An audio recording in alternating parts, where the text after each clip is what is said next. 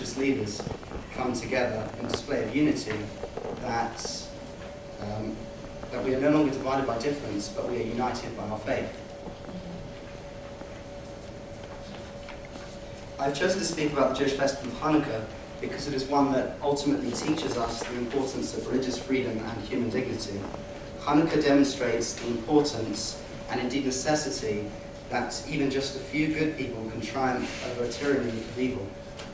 On each of Hanukkah's 8 nights, we light candles that in many ways represent the triumph of good over evil, of light over darkness. It is also notable to say that the act of lighting the menorah during the winter period is significant in that we light an extra candle as we approach the winter solstice. If we look to history, we see so many occurrences within which just a few good men managed to triumph over evil. And I'm reminded by some inspirational words said by the American President John F. Kennedy, who said, "We are not here to curse the darkness, but we are here to light the candle." We may not be able to make right all the wrongful ills in the world today, but at least we can try to change one person, as Michael just said. For each person is a world unto themselves. By lighting a candle, we can at least bring a tiny spark of illumination to a world beset by darkness and confusion. Today, our world may be filled with compulsions to violence, intolerance and hatred, but it is also countered with the unending struggle in the fruition of goodness. The Jewish people know all too well the consequences of such evil compulsions, the challenges brought on by darkness and suffering. For throughout our history, we have fought for survival time and time again. We have fought for the right to practice, to pray, and to worship, to live our lives as the Torah commands us to. Throughout history, when faced with inquisition and pogrom, the Jews fought back with an unrelenting spirit of faithfulness.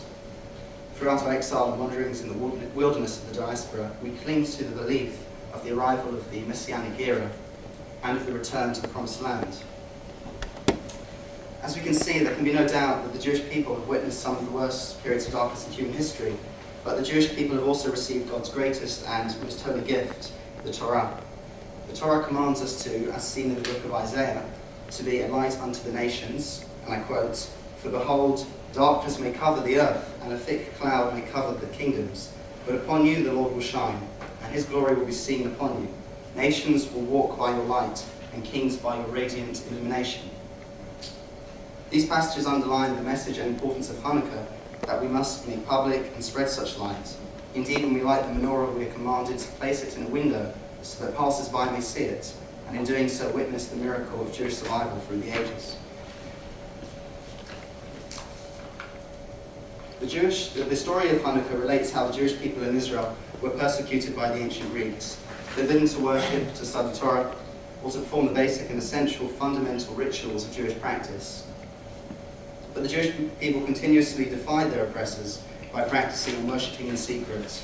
The Jewish people continued to pass on the sacred knowledge of the Torah's teachings, and the Jewish people rebelled and ultimately rejected the immoral ideas of ancient Greek Hellenism. Eventually, the Jewish people were able to rise up and defeat their oppressors. Good triumphed over evil. The temple in Jerusalem was rededicated, and the Jewish people ultimately survived to pass on the torch to future generations. Yet when the time had come for the menorah to be lit in the temple, there was only enough oil to keep it alight for a single day, while new oil could be prepared and consecrated, a process that could take as long as a week. Miraculously, however, the menorah remained lit not only for 1 day or 2, or 3, or even 7, it was kept alight for 8 entire days. The miracle of the oil lasting for 8 days is noteworthy when we look at the significance as noted in Jewish mystical numerology. Whereas the number 7 in Judaism relates completion in nature, that of a perfect cycle, such as the 7 days of the week, the number 8 represents all that is beyond nature, that which represents the infinite, the supernatural, and the eternal. In the same way as God kept the menorah alight for 8 days, so too does Hanukkah teach us that God will never forsake or abandon the Jewish people. There is still hope for the Jewish people and for people of all faiths, and for the entire world to witness. There is renewed hope when we look at an America that came together last year to elect its first black president, Barack Obama. During his campaign for the US presidency, Obama summarized such a hope with three short but resoundingly magnanimous words: yes, we can. On Hanukkah, we come together united as Jews, and we too reaffirm such a hope, such that we still and always will maintain our faith in God, that we will persist in the undying effort that our Judaism may become stronger day after day than ever before. We reaffirm that we are still here and we are undefeated. In conclusion, the message of Hanukkah for me is one of unceasing persistence. It is one of justice, peace, tolerance, a celebration of the values of freedom. The message and miracle of Hanukkah is that good will triumph over evil, that the weak will overcome the mighty, and the few will triumph over many. That even by lighting a candle, a weak and flickering beacon of hope, we can conquer darkness, and that the righteous and just will ultimately prevail over the wicked. We reaffirm the timeless values held by religion, that all men were and are created in the image of God. As interfaith leaders in Britain today, it is essential that we spread the message of peace, tolerance and respect, and that we remember that we are ultimately all brothers and we are each other's people. As Martin Luther King said so significantly, we must learn to live as brothers or perish together as fools.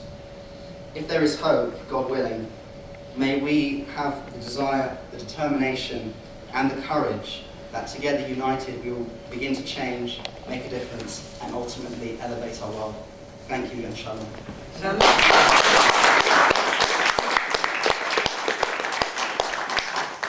it exciting to see two young